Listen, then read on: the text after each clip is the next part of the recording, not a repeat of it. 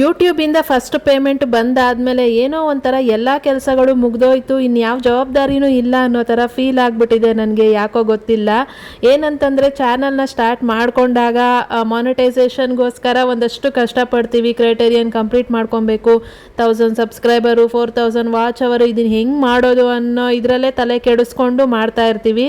ಅದೆಲ್ಲ ಆಯಿತು ಅಂತಂದಮೇಲೆ ಮಾನಿಟೈಸೇಷನ್ ಮಾಡ್ಕೊತೀವಿ. ಮಾನಿಟೈಸೇಷನ್ ಆದಮೇಲೆ ನೆಕ್ಸ್ಟು ಆ್ಯಡ್ಸೆನ್ಸು, ಅದನ್ನು ಮಾಡ್ಕೊಂಡಾದಮೇಲೆ ನೆಕ್ಸ್ಟ್ ಡಾಲರ್ನ ಕಂಪ್ಲೀಟ್ ಮಾಡಿಕೊಂಡು ಫಸ್ಟ್ ಪೇಮೆಂಟ್ನ ಯಾವಾಗ ತಗೊಳ್ಳೋದು ಅಂತ ಇದೇ ಒಂದು ತಲೆನಲ್ಲಿ ಓಡ್ತಾ ಇರುತ್ತೆ. ಅದೇ ವಿಚಾರವಾಗಿಯೇ ಯೋಚನೆ ಮಾಡಿಕೊಂಡು ವೀಡಿಯೋಸ್ಗಳನ್ನ ಮಾಡಿಕೊಂಡು ಹೋಗ್ತಾ ಇರ್ತೀವಿ. ಎಲ್ಲ ಆಯಿತು, ಪೇಮೆಂಟ್ ಕೂಡ ಬಂದಾಯಿತು ಕೈಗೆ ಅಂತ ಅಂದಮೇಲೆ ಅಷ್ಟೇನಾ, ಮುಗ್ದೋಯ್ತಾ ಎಲ್ಲನೂ, ನಾಳೆಯಿಂದ ಏನು ಅನ್ನೋ ಥರ ಯೋಚನೆ ಬಂದ್ಬಿಡುತ್ತೆ. ಈಗ ನನಗೂ ಕೂಡ ಅದೇ ಥರ ಯೋಚನೆ ಬಂದಿದೆ. ಇನ್ನೂ ಮುಂದೆ ಮಾಡೋ ಕೆಲಸ ತುಂಬ ಇದೆ. ಇನ್ನೂ ಸಬ್ಸ್ಕ್ರೈಬರ್ಗಳನ್ನ ಮಾಡ್ಕೊಬೇಕು, ನೆಕ್ಸ್ಟ್ ಪೇಮೆಂಟು. ಆದರೂ ಕೂಡ ಇಲ್ಲಿ ತನಕ ಒಂದು ಜವಾಬ್ದಾರಿ ಇತ್ತು ಅಲ್ಲ, ಅದೆಲ್ಲನೂ ಆಗೋಯ್ತಲ್ಲ. ಹಾಗಾಗಿ ಎಲ್ಲ ಮುಗ್ದೋಯ್ತಾ, ನಾಳೆಯಿಂದ ಇನ್ನೇನು ಇಲ್ವಾ, ಹೊಸದಾಗಿ ನಾವು ಟಾರ್ಗೆಟ್ ಇಟ್ಕೊಳ್ಳೋದು ಏನೂ ಇಲ್ವಾ ಅನ್ನೋ ಥರ ಫೀಲ್ ಬಂದ್ಬಿಟ್ಟಿದೆ ನನಗೆ. ಈ ಥರ ಅದೇನೋ ಒಂಥರ ಫಸ್ಟ್ ಪೇಮೆಂಟ್ ಬಂದಾದಮೇಲೆ ಒಂದು ಕಡೆ ಖುಷಿ ಆದಮೇಲೆ ಇನ್ನೊಂದು ಕಡೆ ಬೇಜಾರು. ಅದೇ ಏನೋ ಒಂದು ಟಾರ್ಗೆಟ್ ಇಟ್ಕೊಂಡಿರ್ತೀವಿ ಅಲ್ಲ, ಅದು ಮುಗ್ದೋಯ್ತಲ್ಲ ಅನ್ನೋ ಥರ ಫೀಲು. ಇನ್ನು ನನಗೆ ಪೇಮೆಂಟ್ ಬಂತು ಅಂತ ವಿಡಿಯೋ ಹಾಕಿದ್ರಲ್ಲಿ ತುಂಬ ಜನ ವಿಶ್ ಮಾಡಿದ್ದೀರಾ. ಎಷ್ಟು ಜನ ನನಗೆ ವಿಶ್ ಮಾಡಿ ನಿಮ್ಮ ಖುಷಿನೂ ಕೂಡ ಹಂಚ್ಕೊಂಡಿದ್ದೀರಾ. Thank you so much. ಎಲ್ಲರಿಗೂ ವಿಶ್ ಮಾಡಿರೋ ಒಬ್ಬೊಬ್ರಿಗೂ ಕೂಡ ಥ್ಯಾಂಕ್ ಯು ಸೋ ಮಚ್. ಇನ್ನು ಅದ್ರ ಜೊತೆಯಲ್ಲಿ ಒಂದಷ್ಟು ಜನ ಇನ್ಸ್ಟಾಗ್ರಾಮಲ್ಲಿ ಮೆಸೇಜ್ ಮಾಡಿದರು, ಪೇಮೆಂಟ್ ಬಂದಿದೆ ಅಂತ ಹೇಳಿದ್ರಿ, ಆದರೆ ಎಷ್ಟು ಬಂದಿದೆ ಅಂತ ಹೇಳೇ ಇಲ್ಲ ಅಂತ ಅಂದ್ಬಿಟ್ಟು.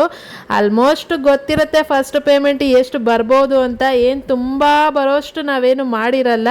ಆ ಥರ ಮಾಡೋ ಥರ ಇದ್ದರೆ ಯಾವಾಗಲೂ ಪೇಮೆಂಟ್ ಬರಬೇಕಾಗಿತ್ತು ಅಲ್ವಾ. ಇಷ್ಟು ದಿನ ಆದಮೇಲೆ ಒಂದು ಪೇಮೆಂಟ್ ತೊಗೊತೀವಿ ಅಂತಂದರೆ ಅದು ಎಷ್ಟು ಬಂದಿರುತ್ತೆ ಅಂತ ನೀವೇ ಗೆಸ್ ಮಾಡಿಬಿಡ್ಬೋದು. ಆದರೂ ಕೂಡ ಕೇಳ್ತಾ ಇದ್ರು. ಅದನ್ನು ಡೈರೆಕ್ಟಾಗಿ ಹೇಳಂಗಿಲ್ಲ ಅಂತಾರೆ, ಅದು ಯೂಟ್ಯೂಬ್ ರೂಲ್ ಅಂತ ಅಂತಾರೆ. ಇನ್ನು ರೂಲ್ಸ್ನ ಬ್ರೇಕ್ ಮಾಡೋದಕ್ಕೆ ನನಗಿಷ್ಟ ಇಲ್ಲ. ಹಾಗಾಗಿ ಯಾವ ಥರ ಹೇಳ್ಬೋದು ಅಂದರೆ, ಇಂಡೈರೆಕ್ಟಾಗಿ ಏನಾದರೂ ಹೇಳ್ಬೋದು ಅಂತಂದರೆ, ಈಗ ಒಂದು 3000 ರುಪೀಸ್ದು ಏನಾದರೂ ಒಂದು ವಸ್ತುನ ಪರ್ಚೇಸ್ ಮಾಡ್ತೀವಿ ಅಂತಂದರೆ ಅಂಥದ್ದನ್ನ ಒಂದು 3 ವಸ್ತುನ ಪರ್ಚೇಸ್ ಮಾಡ್ಕೊಬೋದು. ಅದಾದಮೇಲೂ ಒಂದು 3 ವಸ್ತು ಪರ್ಚೇಸ್ ಮಾಡ್ಕೊಂಡ ಮೇಲೆ ಕೂಡ ಇನ್ನೂ ಒಂದು ಸ್ವಲ್ಪ ದುಡ್ಡು ಉಳಿಯುತ್ತೆ ನಮ್ಮ ಹತ್ರ, ಅಷ್ಟಂತೂ ಬಂದಿದೆ. ಈ ಥರ ಹೇಳ್ಬೋದು ನಾನು ಇಂಡೈರೆಕ್ಟಾಗಿ. ಡೈರೆಕ್ಟಾಗಿ ಹೇಳಬಾರ್ದು ಅಂತ ಹೇಳ್ತಾರೆ. ಅಷ್ಟು ಹೇಳಿದ್ಮೇಲೆ ನಾನು ಮತ್ತೆ ಅದನ್ನು ಆ ತಪ್ಪನ್ನ ಮಾಡೋಕ್ಕೆ ಹೋಗಲ್ಲ. ಈ ಥರ ಇಷ್ಟು ಬಂದಿರುತ್ತೆ ಆಯಿತಾ, ನೀವೇ ಲೆಕ್ಕಾಚಾರ ಹಾಕ್ಕೊಬೋದು ಎಷ್ಟು ಬಂದಿರ್ಬೋದು ಅಂದಾಜಾಗಿ ಅಂತ ಅಂದ್ಬಿಟ್ಟು. ಫಸ್ಟ್ ಪೇಮೆಂಟ್ಗೆ ಆಲ್ಮೋಸ್ಟ್ ಎಲ್ರಿಗೂ ಇಷ್ಟೇ ಬರುತ್ತೆ. ಯಾಕೆಂದರೆ ತುಂಬ ಚೆನ್ನಾಗಿ ವ್ಯೂಸ್ ಹೋಗಿ ಜಾಸ್ತಿ ಏನಾದರೂ ಡಾಲರ್ಸ್ ಕಂಪ್ಲೀಟ್ ಆಗಿದ್ದರೆ ಸ್ವಲ್ಪ ಜಾಸ್ತಿ ಅಮೌಂಟು ಬರುತ್ತೆ. ಇಲ್ಲ ಅಂತಂದರೆ ನಾನು ಲಾಸ್ಟ್ ಒಂದು ವಿಡಿಯೋದಲ್ಲೇ ಎಕ್ಸ್ಪ್ಲೇನ್ ಮಾಡಿ ಹೇಳಿದ್ದೆ. ಅಂದರೆ ಫಸ್ಟ್ ಪೇಮೆಂಟ್ಗೆ ಎಷ್ಟು ಅಮೌಂಟ್ ಬರ್ಬೋದು ಅನ್ನೋದನ್ನು ನಾನು ಅದರಲ್ಲಿ ಹೇಳಿದ್ದೆ ಅಲ್ಲ, ಅಷ್ಟಂತೂ ಗ್ಯಾರಂಟಿ ಬರುತ್ತೆ ಆಯಿತಾ. ನಾವು ಅಂದರೆ $100 ಮೇಲೆ ಹೆಚ್ಚಿಗೆ ಏನಾದರೂ ಡಾಲರ್ಸ್ಗಳನ್ನ ಕಂಪ್ಲೀಟ್ ಮಾಡಿದ್ದೀವಿ ಅಂತಂದರೆ ಸ್ವಲ್ಪ ಜಾಸ್ತಿ ಅಮೌಂಟೇ ಬರುತ್ತೆ. ಈ ಥರ ಇರುತ್ತೆ. ಹಾಗಾಗಿ ಡೈರೆಕ್ಟಾಗಿ ಇಷ್ಟೇ ಅನ್ನೋದನ್ನು ನಾವು ಹೇಳಂಗಿಲ್ಲ. ಹಂಗಾಗಿ ನಾನು ಆ ವಿಡಿಯೋದಲ್ಲಿ ನಾನು ಖುಷಿನಲ್ಲಿ ಮಾತಾಡ್ತಿದ್ದೆ ಅಲ್ಲ, ಹಾಗಾಗಿ ನನಗದು ಏನು ಹೇಳಬೇಕು ಅನ್ನೋದು ಕೂಡ ಯೋಚನೆ ಬರಲೇ ಇಲ್ಲ. ನಾನು ಮರ್ತೇ ಬಿಟ್ಟೆ, ಹಾಗೆ ಒಂದು ಫ್ಲೋನಲ್ಲಿ ಮಾತಾಡ್ಕೊಂಡು ಹೋಗ್ಬಿಟ್ಟಿದ್ದೆ. ಅದಾದಮೇಲೆ ನನಗೆ ಇನ್ಸ್ಟಾಗ್ರಾಮಲ್ಲೆಲ್ಲ ಮೆಸೇಜ್ಗಳು ಮಾಡಿಬಿಟ್ಟು ಕೇಳ್ತಾ ಇದ್ರು, ಎಲ್ಲ ಮಾತಾಡಿದ್ದೀರಾ ನೀವು, ಅದರಲ್ಲಿ ಏನು ಎಷ್ಟು ಬಂತು ಅನ್ನೋದನ್ನೇ ಹೇಳಿಲ್ಲ ಅಂತ ಅಂದ್ಬಿಟ್ಟು. ಆಮೇಲೆ ಓಕೆ ಹೇಳೋಣ ಅಂತ ಅಂದ್ಕೊಂಡೆ. ಇನ್ನು ಅದಕ್ಕಂತ ಒಂದು ವಿಡಿಯೋ ಮಾಡಿಕೊಂಡು ಅದು ಬೇಡ, ಸುಮ್ಮನೆ ಏನಪ್ಪ ಇದನ್ನು ಹೇಳೋದಕ್ಕೂ ಒಂದು ವಿಡಿಯೋ ಮಾಡಬೇಕಾ ಅಂತ ಅಂದ್ಕೊತಾರೆ. ನನಗೆ ಆ ಥರ ಒಂದೇ ವಿಷಯನ ರಿಪೀಟೆಡ್ ಮಾಡ್ಕೊಂಡು ಹೇಳ್ಕೊಂಡು ಕೂತ್ಕೊಳ್ಳೋದಕ್ಕೆ ನನಗೆ ಇಷ್ಟ ಇಲ್ಲ. ಅದೊಂಥರ ನನಗೆ ಇರಿಟೇಟ್ ಆಗುತ್ತೆ ಒಂದೇ ವಿಷಯನ ಒಂದು 20 ಸತಿ ಹೇಳ್ತಾ ಕೂತ್ಕೊಳ್ಳೋದಕ್ಕೆ. ಇನ್ನು ನೋಡೋರ್ಗೂ ಕೂಡ ಬೇಜಾರಾಗತ್ತೆ ಅಲ್ವಾ, ಒಂದೇ ವಿಷಯನ ಒಂದು 20 ಸತಿ ಕೇಳಿಸ್ಕೊಳ್ಳೋದಕ್ಕೆ. ಅದಕ್ಕೆ ನಾನು ಬೇರೆ ವಿಡಿಯೋ ಆ ಥರ ಎಲ್ಲ ಮಾಡೋಕ್ಕೆ ಹೋಗಲಿಲ್ಲ. ಇದು ನಾನು ಮೊನ್ನೆ ಒಂದು ಫಂಕ್ಷನ್ಗೆ ಹೋಗಿದ್ದೆ ನೆಲಮಂಗ್ಲಾಗೆ, ಆವಾಗ ವಿಡಿಯೋ ಮಾಡ್ಕೊಂಡು ಬಂದಿದ್ದೆ. ಅದನ್ನು ಹಾಗೆ ಹಾಕೋಣ ಅಂತ ಅಂದ್ಕೊಂಡಿದ್ದೆ.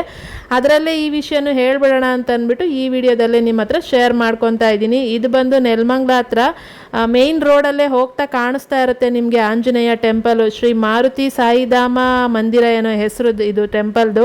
ಸುಮಾರು ಸಲ ನಾನು ನೆಲಮಂಗ್ಲ ಹೋದಾಗೆಲ್ಲ ಈ ಪ್ಲೇಸ್ನ ನೋಡ್ತಾನೆ ಇರ್ತಿದ್ದೆ, ಆದರೆ ದೇವಸ್ಥಾನಕ್ಕೆ ಹೋಗೋಕ್ಕೆ ಆಗಿರಲಿಲ್ಲ. ಅದಕ್ಕೆ ಹೆಂಗೂ ಮೊನ್ನೆ ಫಂಕ್ಷನ್ಗೆ ಹೋಗಿದ್ದೆ ಅಂತ ಅಂದ್ಬಿಟ್ಟು ಆ ದೇವಸ್ಥಾನಕ್ಕೆ ಹೋದೆ.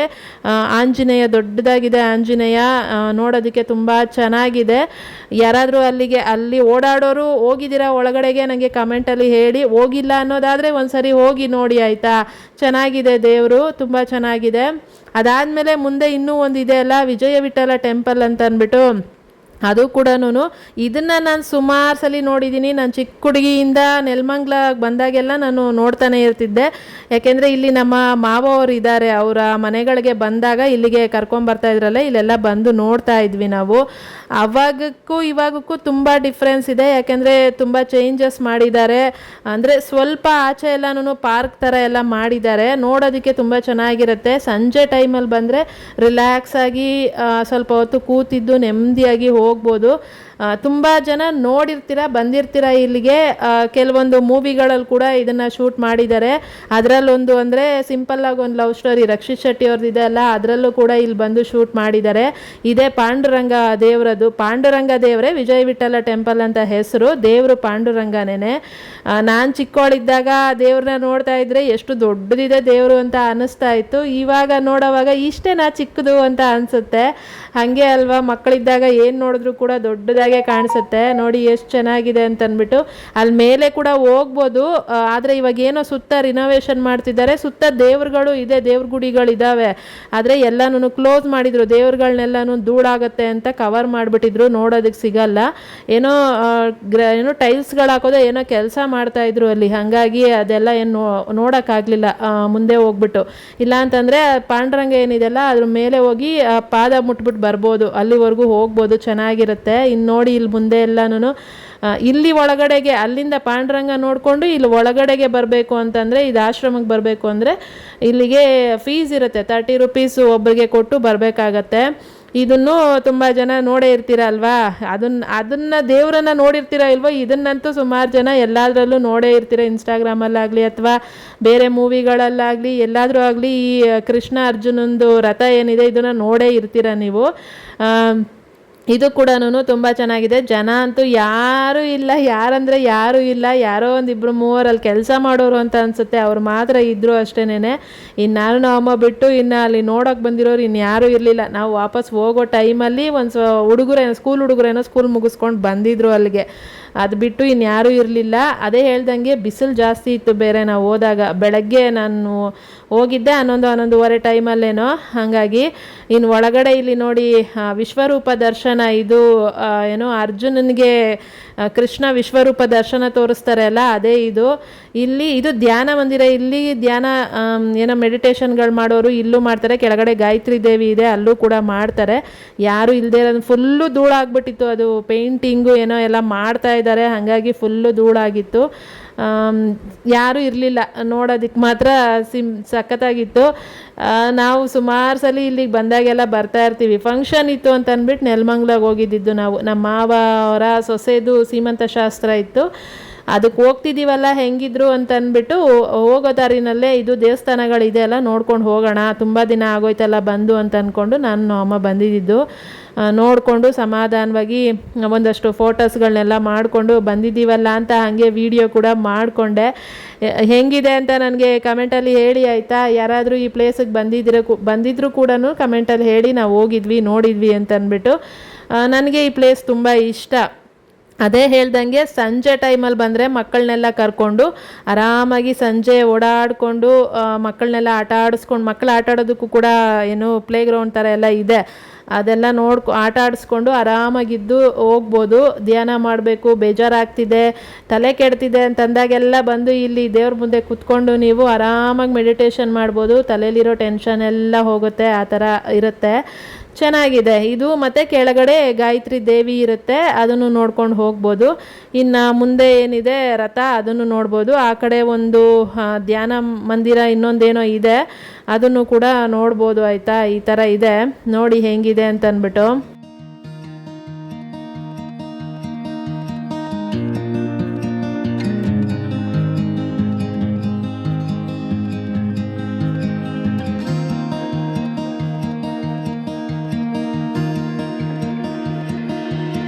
ಇಲ್ಲಿ ಕೆಳಗಡೆ ಗಾಯತ್ರಿ ದೇವಿ ಹತ್ರ ಏನು ಸುತ್ತ ಜಾಗ ಇದೆ ಅಲ್ಲ, ಇಲ್ಲಿ ಲಾಸ್ಟ್ ನಾನು ಯಾವಾಗಲೋ ನೋಡಿದ್ದ ನೆನಪು ಇಲ್ಲಿ ಫಿಶ್ ಅಕ್ವೇರಿಯಂ ಎಲ್ಲ ಇತ್ತು ಅಂತ ಅನಿಸುತ್ತೆ. ಇವಾಗೆಲ್ಲ ತೆಗೆದ್ಬಿಟ್ಟಿದ್ದಾರೆ. ಏನು ಕ್ಲೀನ್ ಮಾಡೋದಕ್ಕೆ ತೆಗೆದಿದ್ದಾರೆ, ಪೇಂಟ್ ಮಾಡೋದಕ್ಕೆ ಏನು ಅಂತ ಗೊತ್ತಿಲ್ಲ. ನಿಮ್ಗೆ ಯಾರಿಗಾದ್ರೂ ನೋಡಿದರೆ ನೆನಪಿದ್ರೆ ನನಗೆ ಹೇಳಿ. ನಾನು ಮುಂಚೆ ನೋಡಿದ್ದೀನಿ ಅನ್ನೋ ನೆನಪು ನನಗೆ. ಸುಮಾರು ವರ್ಷ ಆಯಿತು ಬಂದು ನಾನು. ಅವಾಗಿಲ್ಲಿ ನೋಡಿದಾಗ ಸುತ್ತ ಅಕ್ವೇರಿಯಂ ಏನೋ ಇತ್ತು, ನಾನು ನೋಡಿದ್ದೀನಿ. ಆದರೆ ಈಗ ಅಲ್ಲಿ ಏನೂ ಇಲ್ಲ, ಬರೀ ಗಾಯತ್ರಿ ದೇವಿ ಬಿಟ್ಟು ಇನ್ನೇನೂ ಇಲ್ಲ. ಇಲ್ಲಿ ಗಾಯತ್ರಿ ದೇವಿ ತಲೆ ಮೇಲೆ ಏನು ಫುಲ್ ಕ್ಲೋಸ್ ಮಾಡಿಬಿಟ್ಟಿದ್ದಾರೆ ಇವಾಗ. ಮುಂಚೆ ಅದು ಓಪನ್ ಇತ್ತು ಮೇಲೆಯಿಂದ. ಈಗ ನಾನು ವಿಶ್ವರೂಪ ದರ್ಶನ ತೋರಿಸ್ದೆ ಅಲ್ಲ, ಅಲ್ಲಿ ನಿಂತು ನೋಡಿದ್ರೆ ಕೆಳಗೆ ಗಾಯತ್ರಿ ದೇವಿ ಕಾಣ್ತಾ ಇತ್ತು, ಇಲ್ಲಿ ನಿಂತು ನೋಡಿದ್ರೆ ಮೇಲೆ ವಿಶ್ವರೂಪ ದರ್ಶನ ಕೂಡ ಕಾಣಿಸ್ತಾ ಇತ್ತು. ಆ ಥರ ಇತ್ತು. ಈಗೆಲ್ಲ ಕ್ಲೋಸ್ ಮಾಡಿಬಿಟ್ಟಿದ್ದಾರೆ, ರಿನೋವೇಷನ್ಸ್ ಎಲ್ಲ ಮಾಡಿಬಿಟ್ಟಿದ್ದಾರಲ್ಲ, ಹಾಗಾಗಿ ಇನ್ನು ದೇವ್ರ ದರ್ಶನನೂ ಕೂಡ ಆಯಿತು. ಇವತ್ತು 2 ದೇವಸ್ಥಾನಗಳ ದರ್ಶನ. ಇನ್ನು ಆವಾಗಲೇ ಹೇಳ್ದಂಗೆ ಯೂಟ್ಯೂಬಿಂದ ಒಂದು ಪೇಮೆಂಟ್ ಬಂದಮೇಲೆ ಎಲ್ಲ ಮುಗ್ದೋಯ್ತು ಅನ್ನೋ ಫೀಲ್ ಆಗ್ತಿದೆ ಅಂತ. ಆ ಥರ ಆಗುತ್ತೆ. ಯಾಕಂದರೆ ಅಲ್ಲಿವರೆಗೂ ಒಂದು ಟಾರ್ಗೆಟ್ ಇಟ್ಕೊಂಡಿದ್ದು ಮುಗೀತು ಅಂತ ಅಂದಾಗ ನೆಕ್ಸ್ಟ್ ಏನು ಅನ್ನೋ ಯೋಚನೆ ಬಂದೇ ಬರುತ್ತೆ ಎಲ್ರಿಗೂ ಕೂಡ. ಹಾಗೇನೆ ಒಂದಾದಮೇಲೆ ಇನ್ನೊಂದ್ರ ಬಗ್ಗೆ ಯೋಚನೆ ಆಗೇ ಆಗುತ್ತೆ. ಈಗ ನೆಕ್ಸ್ಟ್ ಟಾರ್ಗೆಟ್ ಬಂದು ನಂದು 10K ಸಬ್ಸ್ಕ್ರೈಬರ್ ಮಾಡಿಸ್ಕೊಳ್ಳೋದು. ಪ್ಲೀಸ್ ಎಲ್ಲರೂ ವಿಡಿಯೋ ನೋಡ್ತಾ ಇರೋರು ನನಗೆ ಸಬ್ಸ್ಕ್ರೈಬ್ ಮಾಡಿ, ಸಪೋರ್ಟ್ ಮಾಡಿ. ಆದಷ್ಟು ಬೇಗ 10K ಫ್ಯಾಮಿಲಿ ಆಗಬೇಕು. ಸಬ್ಸ್ಕ್ರೈಬ್ ಮಾಡಿ ಆಯಿತಾ. ತುಂಬ ಜನ ಸಬ್ಸ್ಕ್ರೈಬ್ ಮಾಡ್ತಾ ಇಲ್ಲ. ಆದಷ್ಟು 75% ಸಬ್ಸ್ಕ್ರೈಬ್ ಮಾಡ್ದೇ ವಿಡಿಯೋನ ನೋಡ್ತಾ ಇದ್ದೀರಾ. ನನ್ನ ಕಂಟೆಂಟ್ ಏನಾದರೂ ಇಷ್ಟ ಆಗಿತ್ತು ಅಂತಂದರೆ ಪ್ಲೀಸ್ ಸಬ್ಸ್ಕ್ರೈಬ್ ಮಾಡಿ. ವಿಡಿಯೋಗೆ ಲೈಕ್ ಕೊಡಿ. ನೀವು ಲೈಕ್ ಕೊಡೋದ್ರಿಂದ ಹೊಸೊಬ್ಬರಿಗೆ ನನ್ನ ವಿಡಿಯೋ ತಲುಪುತ್ತೆ. ನನಗೆ ಮಾತ್ರ ಅಂತಲ್ಲ, ಯಾರಿಗಾದರೂ ಸರಿನೇ, ಯಾರು ವಿಡಿಯೋನಾದರೂ ನೋಡ್ತಾ ಇರಿ, ಲೈಕ್ ಕೊಡಿ. ಲೈಕ್ ಕೊಟ್ಟು ಕಮೆಂಟ್ ಮಾಡಿದಾಗ್ಲೇ ವಿಡಿಯೋಗಳು ಇನ್ನೊಂದಷ್ಟು ಹೊಸೊಬ್ಬರಿಗೆ ರೆಕಮೆಂಡ್ ಆಗೋದು. ಈಗಂತೂ ಯೂಟ್ಯೂಬ್ ನೋಡೋದು ಇದನ್ನೇ, ಆ ವಿಡಿಯೋದಲ್ಲಿ ಎಂಗೇಜ್ಮೆಂಟ್ ಹೆಂಗಿದೆ, ಲೈಕ್ಸ್ ಬರ್ತಿದೆಯಾ, ಕಮೆಂಟ್ಸ್ ಬರ್ತಾ ಇದೆಯಾ, ಹಂಗಿದ್ಮೇಲೆ ಏನೋ ಇದೆ ಇದರಲ್ಲಿ ವಿಷಯ ಅಂತ ಇನ್ನೊಂದಷ್ಟು ಜನಕ್ಕೆ ಸಜೆಸ್ಟ್ ಕಳಿಸ್ತಾ ಇರುತ್ತೆ. ಇಲ್ಲ ಅಂತಂದರೆ ಅದಲ್ಲೇ ನೋಟಿಫಿಕೇಶನ್ ಸ್ಟಾಪ್ ಮಾಡಿಬಿಡುತ್ತೆ.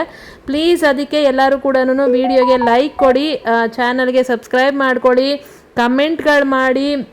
ನಿಮಗೇನೇ ಡೌಟ್ಸ್ಗಳಿದ್ರು ನನಗೆ ಕಮೆಂಟಲ್ಲಿ ಕೇಳಿ. ನನಗೆ ಗೊತ್ತಿರೋ ಅಷ್ಟನ್ನು ನಾನು ಎಕ್ಸ್ಪ್ಲೈನ್ ಮಾಡಿ ಹೇಳ್ಕೊಡ್ತೀನಿ ನಿಮಗೆ, ಆಯಿತಾ. ಓಕೆ, ಇದು ಇವತ್ತಿನ ವಿಷಯ. ಆದಷ್ಟು ಬೇಗ 10K ಮಾಡಿ ಆಯಿತಾ. ಇನ್ನು ನೆಕ್ಸ್ಟ್ ವಿಡಿಯೋದಲ್ಲಿ ಸಿಗ್ತೀನಿ. ಹೆಂಗೆ ಅನ್ನಿಸ್ತು ಈ ಟೆಂಪಲ್ಲು ಅನ್ನೋದನ್ನು ನನಗೆ ಕಮೆಂಟಲ್ಲಿ ಹೇಳಿ. ಆಂಜನೇಯ ಟೆಂಪಲು ಮತ್ತು ಪಾಂಡುರಂಗನ ಟೆಂಪಲು ಎರಡೂ ಕೂಡ ಹೆಂಗೆ ಅನ್ನಿಸ್ತು ಅಂತ ನನಗೆ ಕಮೆಂಟಲ್ಲಿ ಹೇಳಿ. ಇನ್ನು ಇಷ್ಟೇ, ಈ ವಿಡಿಯೋ ಕೂಡ ಇಷ್ಟೇನೆ ಎಂಡ್ ಮಾಡ್ತೀನಿ ಇಲ್ಲಿಗೇನೆ. ನೆಕ್ಸ್ಟ್ ವಿಡಿಯೋದಲ್ಲಿ ಸಿಗ್ತೀನಿ. ಅಲ್ಲಿ ತನಕ ನನ್ನ ಮಿಸ್ ಮಾಡ್ಕೊತಾ ಇರಿ. Thank you so much. ಇಷ್ಟೊತ್ತವರೆಗೂ ವಿಡಿಯೋ ನೋಡಿರೋರೆಲ್ಲರಿಗೂ ಥ್ಯಾಂಕ್ ಯು. ಲೈಕ್ ಮಾಡೋದನ್ನು ಮರಿಬೇಡಿ, ಸಬ್ಸ್ಕ್ರೈಬ್ ಮಾಡಿ, ಕಮೆಂಟ್ ಮಾಡಿ. Bye bye, take care.